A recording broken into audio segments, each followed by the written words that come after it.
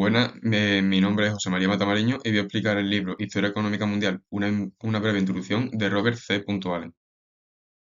Ahora vemos el índice, que empezará con una introducción, seguirá con el propósito principal del autor que quiere explayar en el libro, un resumen en epígrafes y una conclusión. Al libro y también diciendo el propósito que tiene el autor, básicamente intenta explicar por qué hay tanta diferencia entre los países ricos y los países pobres y qué ha llevado a que hoy en día haya esa diferencia. Habla de términos como desigualdad global, brecha económica, Occidente versus el resto del mundo, el desarrollo industrial, el desarrollo económico y el comercio internacional. En cuanto a la distribución, el libro se divide en 9 capítulos, pero vamos a coger el primer capítulo como un epígrafe, el capítulo 2, 3, 4 como otro epígrafe, el capítulo 5, 6 y 7 como otro epígrafe y el capítulo 8 y 9 como otro epígrafe. Epígrafe, vamos a hablar sobre las diferencias. Allen destaca que en el 1520, alrededor de ese año, todos los países tenían un PIB per cápita similar. Algunos países despuntaban respecto a otros, pero todos más o menos eran similares. Menos la zona del Sub-Sahara, ha dicho que siempre ha estado mal. Pero hoy en día, en 2025, hay una grandísima diferencia entre los países más ricos y los países más pobres. Y él va a tratar de explicar por qué es eso. Para explicar esta diferencia, Allen destaca el mundo desde 1500 hasta hoy en día en tres etapas. La primera etapa, la mercantilista, que va de 1500 a 1800. Esta etapa comienza con los viajes de Colón y Vasco de Gama y acaba con la Revolución Industrial. En este periodo, Europa se aprovecha de las colonias para crecer, mientras que a ellas las deja en recesión. La segunda etapa la titula Puesta al Día, que comprende a lo largo del siglo XIX. Aquí destaca la hegemonía y dominio de Reino Unido.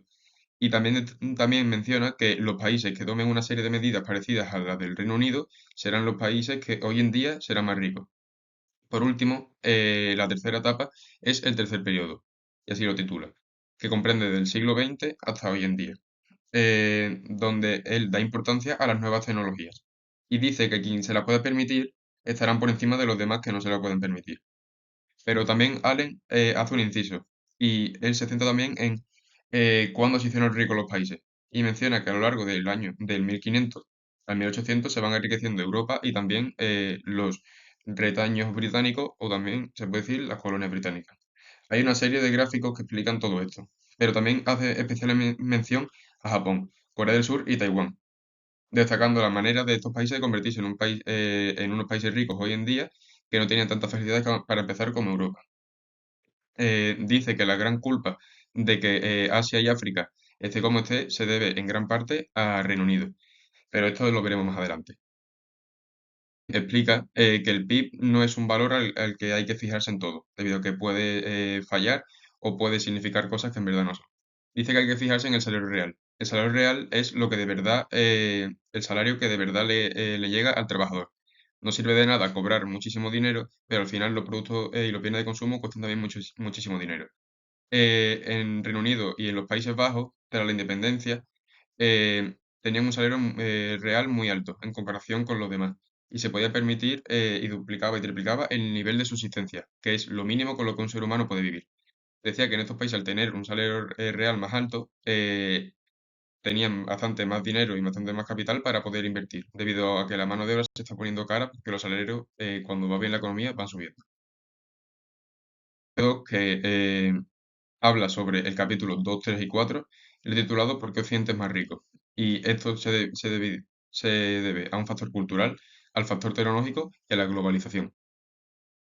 En cuanto al factor cultural, Allen piensa que cuando hay un excesivo absolutismo hay menos libertad, y a la vez menos libertad hay menos innovación, debido a que el Estado absolutista tiende a intervenir mucho.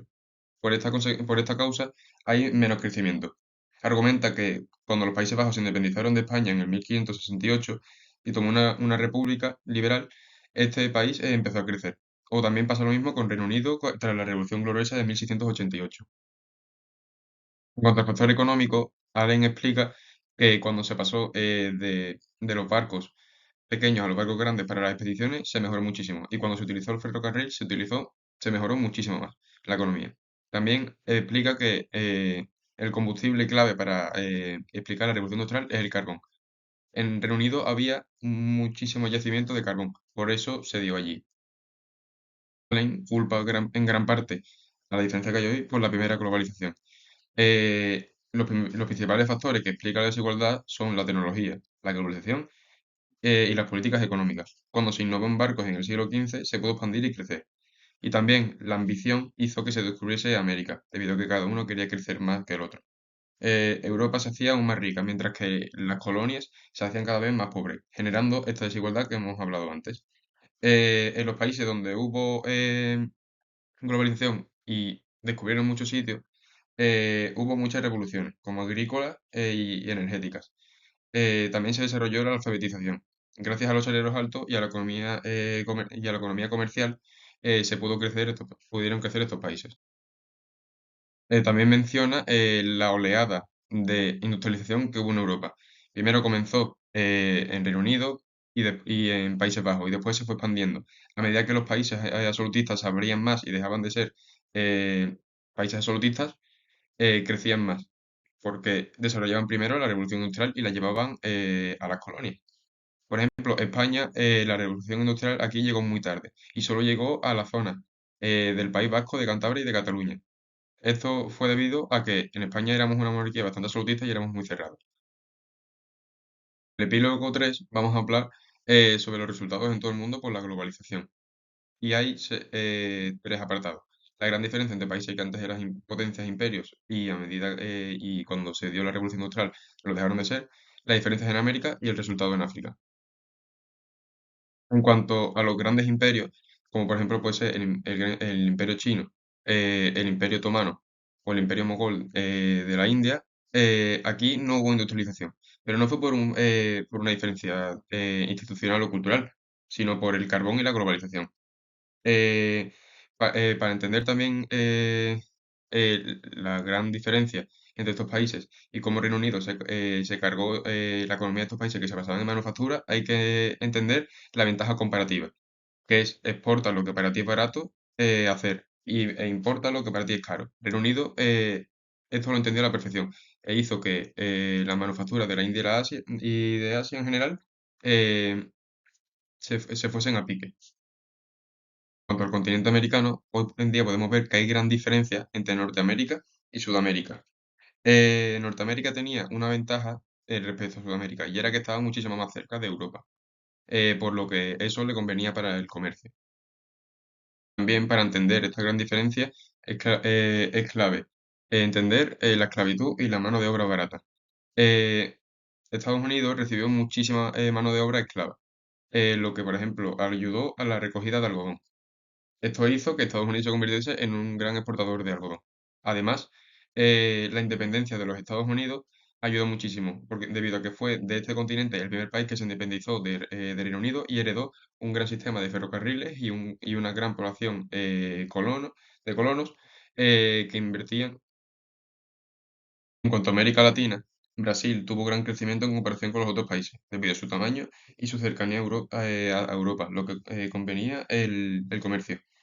El Cano Sur americano estaba lejos de Europa y los indígenas fueron utilizados como mano de obra. Además, hubo grandes problemas de logística. Esta zona, sobre todo propulsado por España, se dedicaban a la exportación y a la minería de plata. Esto hizo que España ganase mucho dinero, pero para estos países no tuvo tan buen resultado, debido a que generó muchísima inflación. Ahora voy a hablar sobre África y su impacto tras la globalización. Para entender la situación de África hoy en día, el principal motivo es el colonialismo. Las riquezas que había en el continente se fueron para Europa y los países colonizadores no se preocupaban por el crecimiento de las colonias, se preocupaban por su propio crecimiento. África también no estaba preparada para una industrialización. El sistema y cultura agrícola no era el adecuado. Además, dentro de África se usó la esclavitud por parte de los gobernantes africanos. Debido a la demanda de mano de obra en América, se cogió esclavos de África para comerciarlos con ellos como si fuese un producto o un animal. Cuando se volvió el comercio de esclavos, se pasó a un comercio legítimo, donde África exportaba oro y aceite de palma a cambio de telas y cosas que en Europa eran básicas, como por ejemplo utensilios. El colonialismo se dio en el siglo XV y XVI, pero en el siglo XIX y XX, literalmente, se repartieron el continente entre las potencias europeas, como por ejemplo se dio en la Conferencia de Berlín. Las principales razones de la pobreza contemporánea de África son la sustitución del aceite de palma y otros productos, la competencia con productos asiáticos, también una de las razones por las que no ha podido industrializarse es por la ventaja comparativa. También la baja productividad y la falta de avance tecnológico como la mecanización. También es clave para entender esto la corrupción. F4 voy a hablar sobre la industrialización de los demás países y su gran impulso. En cuanto al modelo clásico y la industrialización tardía, esto es clave para entender el desarrollo de estos países. Por ejemplo, en Rusia se desarrolló el ferrocarril y se promovió el fundimiento de hierro. El modelo clásico aumentó la industria pesada, pero la agricultura era el pilar.